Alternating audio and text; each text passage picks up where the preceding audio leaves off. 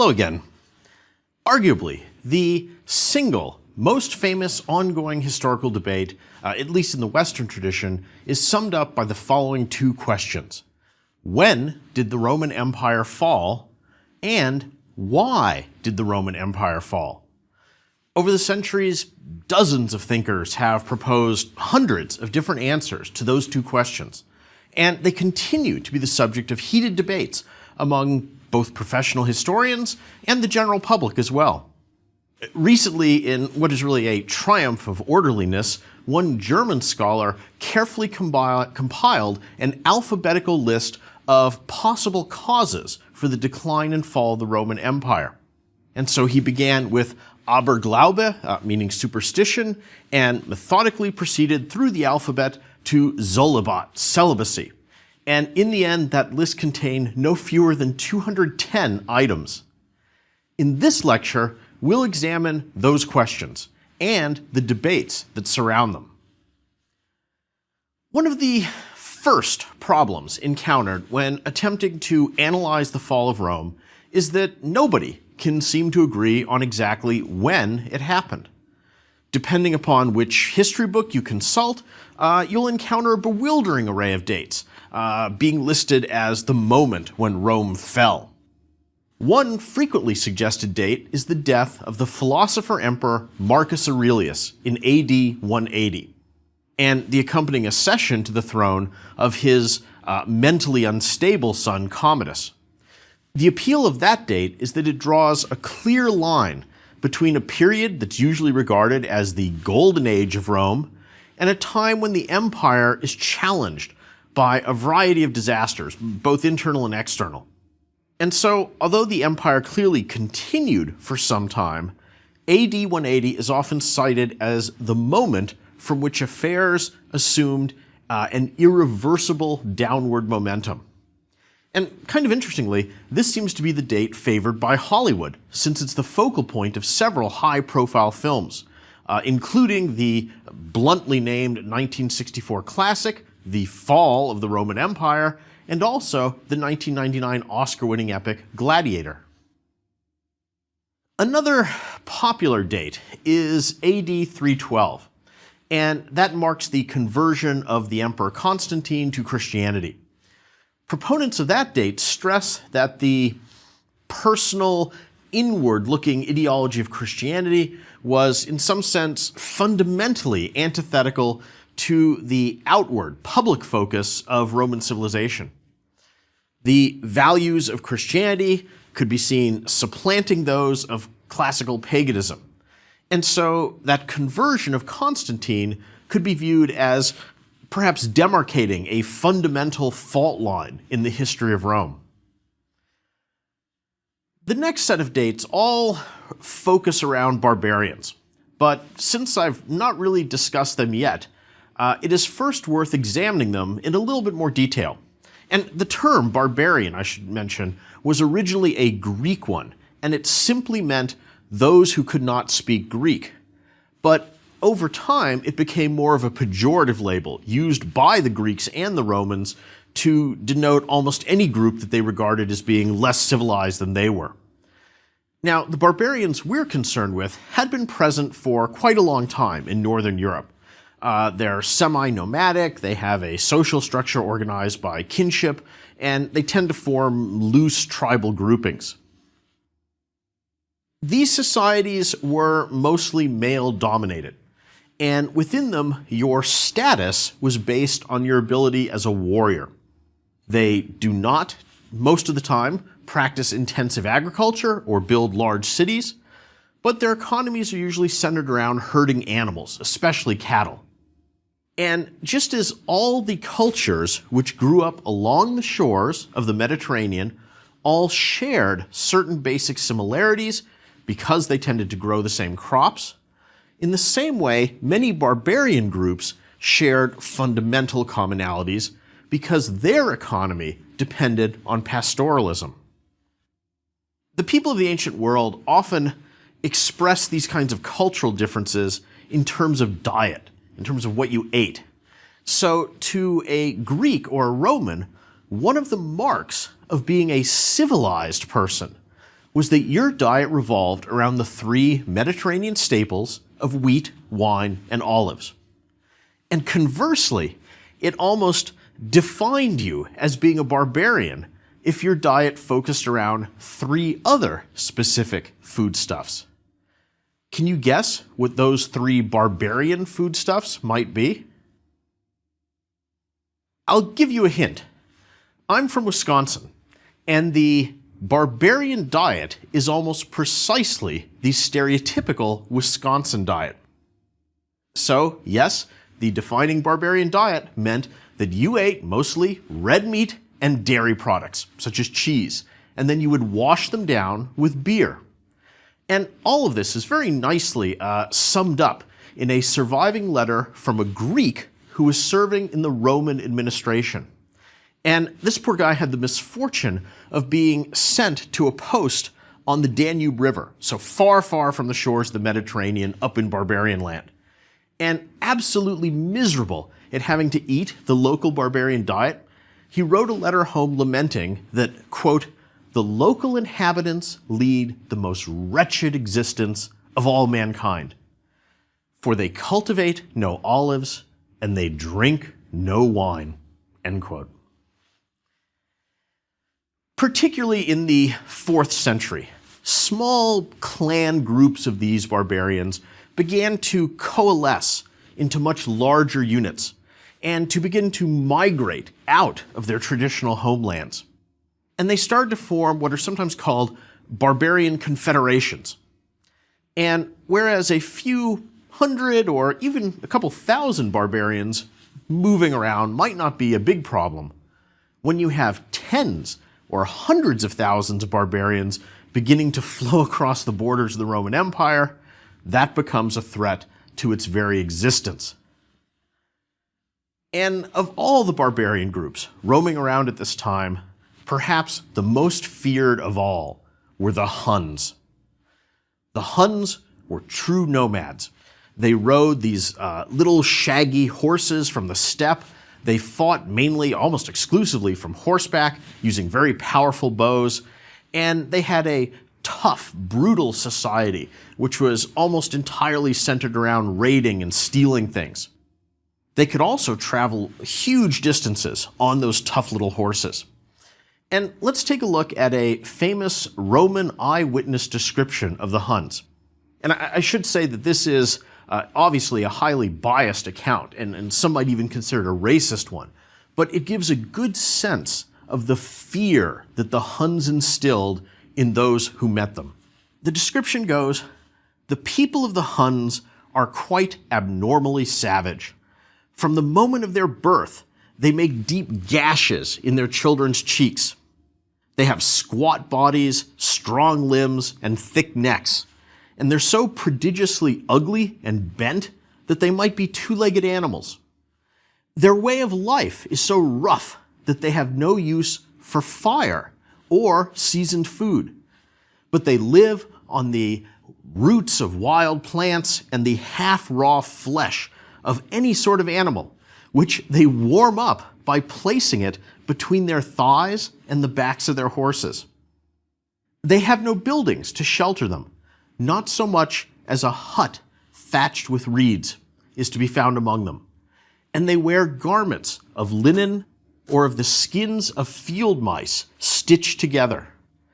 Once they have put their necks in some dingy shirt, they never take it off or change it until it rots and falls to pieces from incessant wear." Despite all that, or maybe because of it, the Huns are excellent warriors. For example, 300 Huns once killed 1,100 Visigoths while suffering only 17 casualties themselves. And when the Huns invaded an area, people were often so frightened that they would run away rather than fight them. And for a long time, it was thought that the Huns who showed up in Europe in the 4th century were the same people as the Xiongnu who had threatened China a couple centuries earlier. And this is currently a matter of great contention among scholars. There's people who believe both sides of this issue. And the issues really are complex. But ultimately, the scarcity of our sources means that we'll probably never know for sure. But whether or not the Xiongnu and the Huns are ethnically the same, they're certainly very similar in terms of culture and habits. And in the late 300s, the Huns begin to shift westward, out of Central Asia, and move towards Eastern Europe. And this sets up a kind of a colossal domino effect that will eventually impact the Roman Empire. So first, the Huns invaded the territory of a group of Germanic barbarians called Ostrogoths, and many of those were displaced westward. Then, the Huns invaded the lands of a related tribe called the Visigoths, and then when some of the Visigoths moved westward, those Visigoths entered Roman territory. Barbarian groups such as the Visigoths and the Ostrogoths began to exert pressure on the borders of both the Eastern and Western Roman empires. And emperors, in the sort of weakened state that these empires found themselves, often found it expedient to exchange land for promises that the barbarians would then fight for Rome, rather than against it. And as you might imagine, these accommodations often broke down due to bad faith or misunderstandings on both sides. And that's exactly what happened in AD 378 when a group of disgruntled Goths rebelled against the Eastern Empire. The Eastern Emperor at the time was a man named Valens, and somewhat rashly, he marched out thinking he could just suppress the rebellion without waiting for more reinforcements to arrive. And the result was that he and his entire army were slaughtered at the Battle of Adrianople. And the date of that disaster is often proposed as marking the fall of the Roman Empire. Well, the Battle of Adrianople certainly was an important moment because it exposed the weakness of the once invincible Roman legions, and it also demonstrated the ascending power of the barbarians. All throughout this period, the geographic extent of the Roman Empire in both East and West was being steadily eroded away. Various barbarian groups would just move in and just carve off bits of the dying empire's carcass. One group called the Vandals took Spain, and then they just went over the Straits of Gibraltar and invaded North Africa. And they kept going from there and eventually settled in what used to be Carthage. The Vandals then sort of specialized in becoming pirates, and eventually they cut off Rome from many of its main food sources, which had been the southern areas of the Mediterranean. The core of the empire remained, but even this would soon suffer as well. And so the next date, which is frequently put forward as the moment when Rome fell, is AD 410. And in that year, a band of Visigoths, who were being led by a particularly able king named Alaric, invaded Italy, captured the city of Rome, and sacked the ancient capital. And this was the first time in 800 years that a victorious foreign enemy had set foot in the heart of the empire. And so the seizure and ransacking of Rome was an enormous psychological blow to the Romans. The city of Rome was invested with profound symbolic importance for the Romans, and their inability to protect it exposed for everyone the reduced state of Roman power as almost nothing else could have. Well, while the psychological and symbolic trauma from that event was enormous, the actual physical harm was relatively minor. The Visigoths were only there a day or two and then quickly left, and really caused only minimal damage. And the administration of what remained of the Western Empire just continued unimpeded from there. But finally, the dreaded Huns themselves arrived on the scene. And even worse, when they appeared, they were strongly united under one leader, and that was the famous Attila the Hun. Out of what really amounted to mutual fear, an unlikely coalition of different groups formed to try and oppose Attila. And some of the people who joined together were the Western Roman Empire, the Visigoths, the Franks, the Burgundians, and some Celts. And in 451, they fought a bitter battle in France, and it ended in a stalemate. But still, that was seen as a success. I mean, it was enough to at least temporarily stop the advance of Attila and the Huns. Well, the next year, he just picked up where he left off, and he marched down into Italy heading for Rome, intending to destroy and plunder it. But in a rather mysterious episode, the Pope, and there is a Pope by now, went out to meet him. The Pope and Attila had lunch together on the banks of a river in northern Italy. And at the end of this lunch, to everyone's astonishment, Attila announced that the Huns were going to turn around and go back north up to Gaul. And no one's really quite sure what it is that the Pope said to Attila. If you look at Christian sources, they say that Saints Peter and Paul appeared in the sky with flaming swords and turned him back. If you read other sources, they say that the Pope offered Attila a huge bribe. You can believe whichever version you choose to. Attila was still a danger, but fortunately for Rome at this point, he decided to get married. And his chosen bride was a young German girl. So he held a big drunken feast to celebrate his nuptials, and you can imagine what sort of a party Huns would have. At the end of the evening, though, absolutely stuffed with food, glutted with alcohol, he staggered off to celebrate his marriage night with his young bride. And at some point during that night, whether it was too much food, too much alcohol, too much young German girl, Attila the Hun died. Europe was saved. Without his leadership, the Huns simply splintered into little groups, and they would never again pose as serious a threat. Rome, though, was still doomed. In AD 455, the Vandals, led by their king, swept through Italy, and the city of Rome was captured and plundered. And this time, the sacking of the city was much more extensive, much more thorough, and much more destructive. So Rome was thoroughly looted.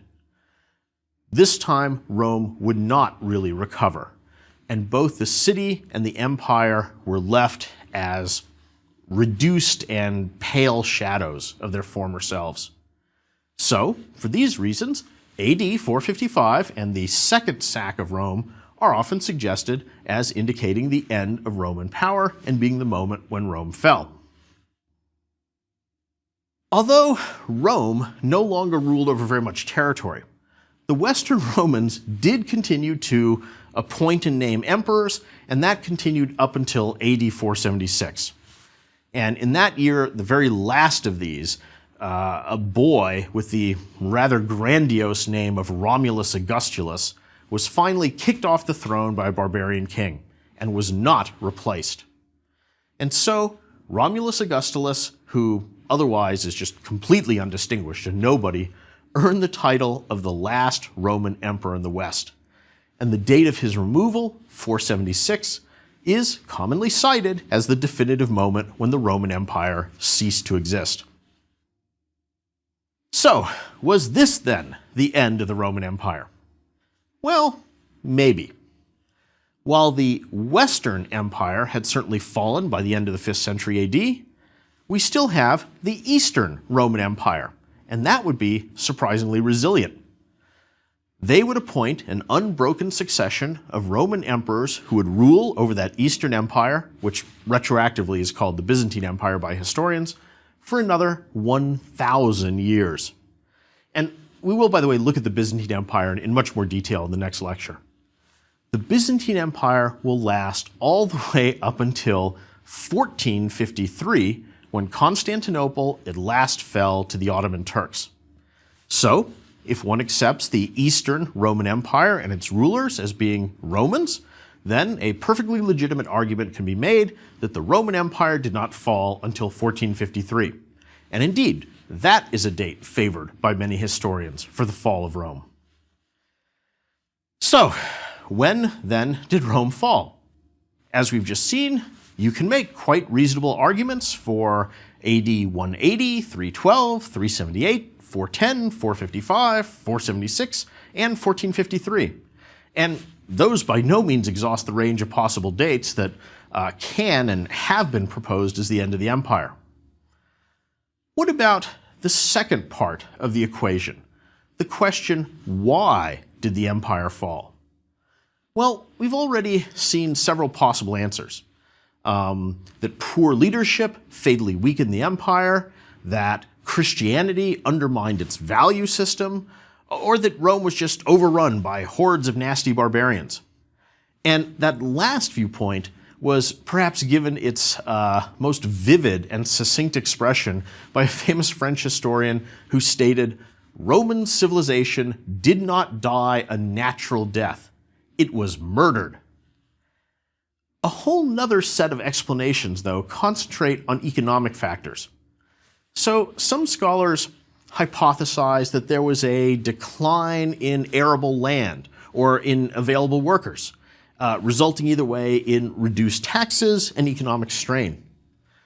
Another group have suggested that the soil became exhausted through overcultivation, or that there were climatic changes that diminished crop yields. And others point to a growing inequality in the empire between rich and poor.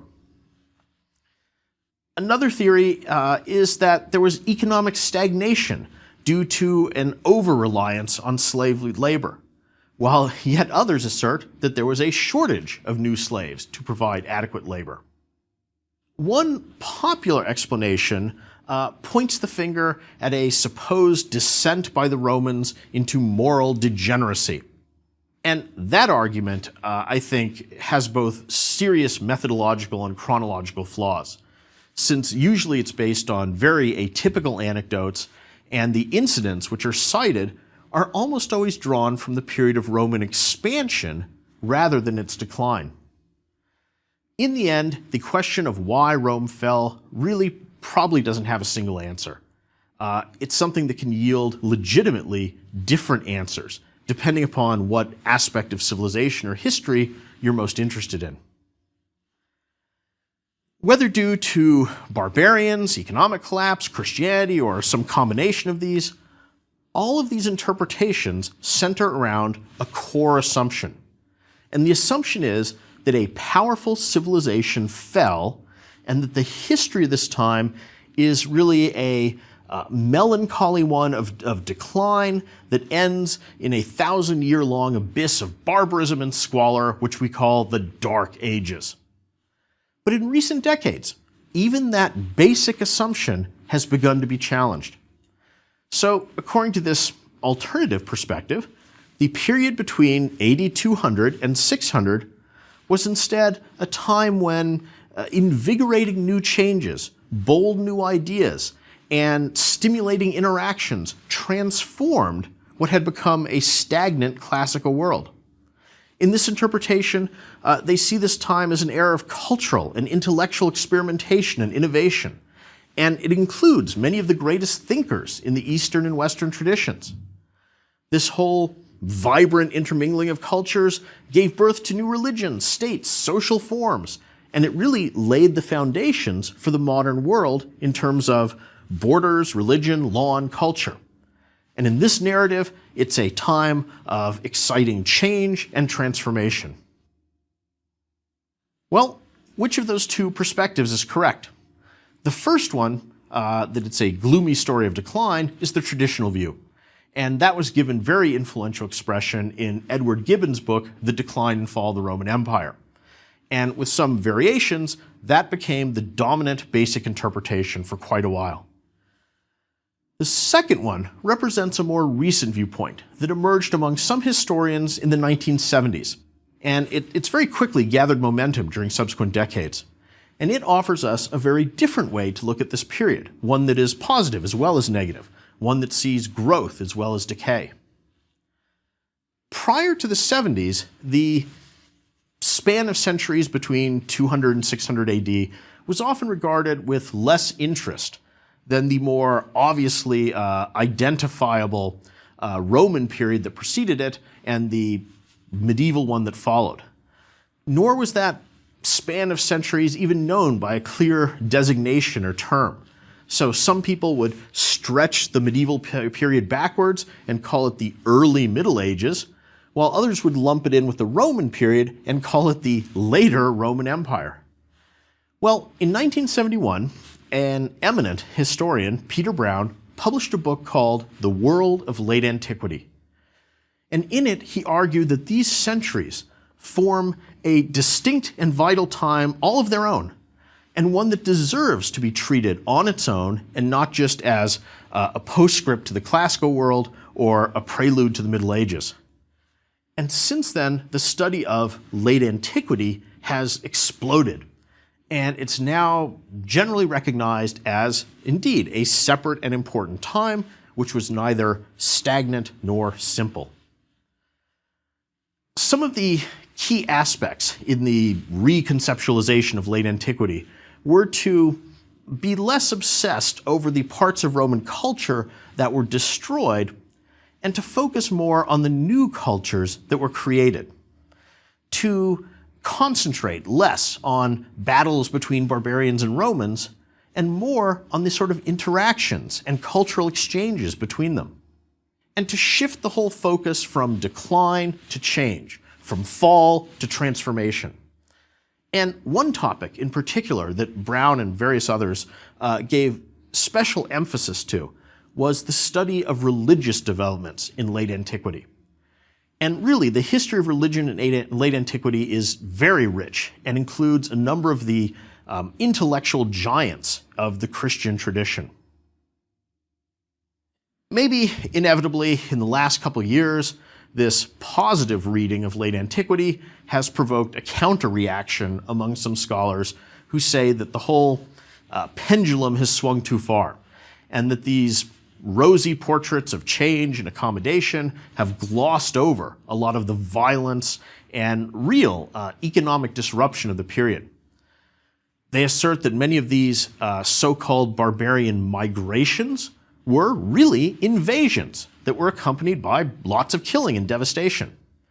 And so while acknowledging that the intellectual and religious achievements of the era were important, they still claim that, at least in the West, a sophisticated civilization really was destroyed, that there really was a drop in the quality of life, and that this whole decline was accompanied by bloodshed and brutality.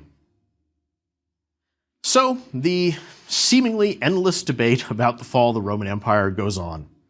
As an undergraduate at Princeton, I myself was a student of Peter Brown, and I have to say that I find his conceptualization of late antiquity as a distinct and important period fairly compelling. But I also agree with those who see the real destruction and violence of that period. The debate over when, why, or even if Rome fell is one of those fun and engaging historical discussions that has room for many valid viewpoints. And I'd be curious to know how you would choose to answer these very same questions.